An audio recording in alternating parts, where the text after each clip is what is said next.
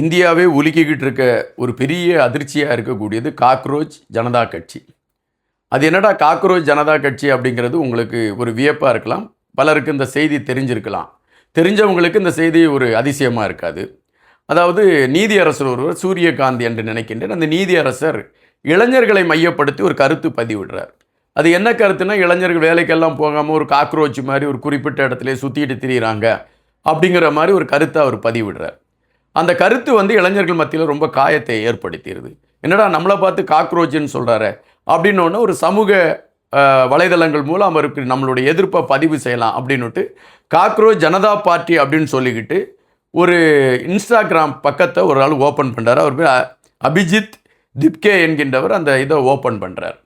Open பண்ண உடனே சாரசாரையாக இளைஞர்கள் சேர ஆரம்பிக்கிறாங்க. தற்பொழுது நான் இந்த காணொலி பேசுவதற்கு முன்பாக 20 மில்லியன் அந்த சப்ஸ்கிரைபர்கள் அதில் வந்துட்டாங்க அப்படிங்கிற பதிவு. பாரதிய ஜனதா கட்சிக்கு இருக்கக்கூடிய 11 மில்லியன் தான்.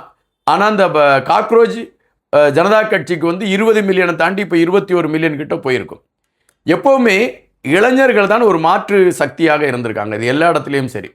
ஒரு இலங்கையில் ஒரு மாற்றம் ஏற்பட்டதும் சரி, நேபாளத்தில் ஒரு மாற்றம் ஏற்பட்டதும் சரி, வங்காளதேசில் ஷேக் ஹசீனா அவங்கள ஆட்சி பீடத்திலிருந்து விரட்டி ஒரு புதிய ஆட்சியை கொண்டு வந்ததற்கான களம் அமைச்சையிலும் இளைஞர்களுடைய ஒரு அந்த செயல்பாடுகள் தான் முதன்மை வகித்திருக்கு. இப்போ இந்த நீதியரசர் சொன்ன கருத்து இளைஞர்கள் மத்தியில் ஏற்படுத்தி இருக்கக்கூடிய தாக்கம் இப்பொழுது காக்ரோச் ஜனதா கட்சி என்கின்ற பார்ட்டியை நம்ம உருவாக்கிற கூடாது என்கின்ற கேள்வியை எழுப்பிக்கிட்டு இருக்கு.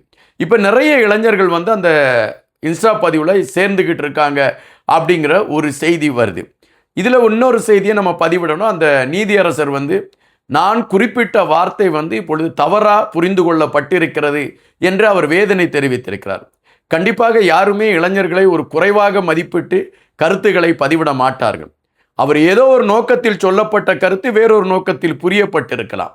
ஆனால் அந்த வேறொரு நோக்கத்தில் புரியப்பட்ட அந்த கருத்தின் காரணமாக இப்பொழுது காக்ரோச் என்கின்ற வார்த்தை அதாவது இந்தியாவை பொறுத்த மட்டில் ஒரு பெரிய ஒரு தாக்கத்தை ஏற்படுத்தி இருக்கிறது என்பதை விட அது திரும்பி பார்க்க வைத்திருக்கிறது என்பதுதான் நிஜம்.